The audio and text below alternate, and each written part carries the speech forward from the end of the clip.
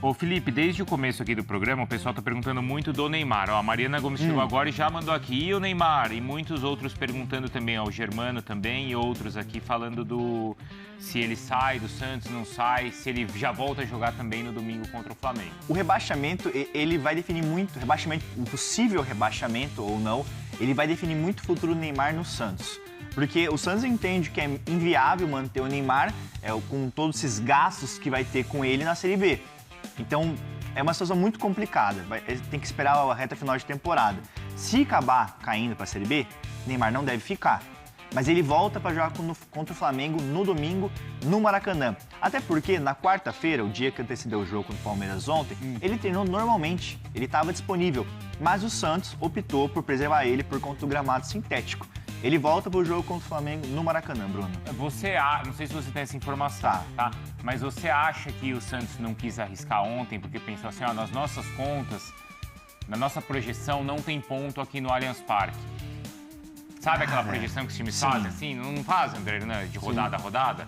Jogo a jogo. Jogo a jogo. E às vezes não estava na conta pontuar contra o Palmeiras. Você acha que tinha isso? Eu acho que o risco foi maior dele jogar, por acaso ele vier jogar, se lesiona e não fica disponível para as rodadas seguintes. Porque, por exemplo, o Santos tinha que ter feito aquilo que a gente falou. Ele tinha que ter feito ponto contra o Vitória em casa, contra o Fortaleza em casa e não fez.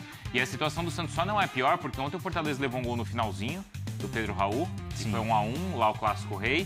E porque o Fortaleza estava vencendo o Santos lá na Vila e no final o Adornes conseguiu empatar. Um gol contra, né? Se não, olha só, se não saem esses 2 gols, tudo bem que é muito né? Mas assim, era o Fortaleza com 4 pontos a mais e o Santos com 1 a menos. Ontem, conversando com uma pessoa do Santos no intervalo do jogo, o papo era muito nesse sentido.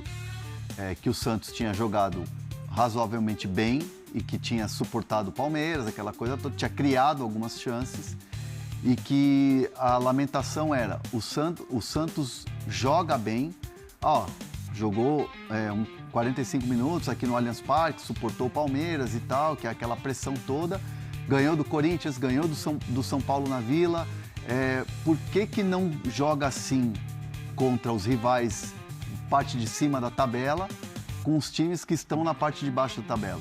Que o grande pecado do Santos de estar na zona de rebaixamento é que não joga bem, não joga aguerrido contra os times da parte de baixo da tabela, que é o grande pecado do Santos nesse campeonato. E na Vila conseguiu perder ponto pro Fortaleza, empatou e perdeu pro Vitória, que é um adversário direto que ultrapassou o Santos na tabela, né?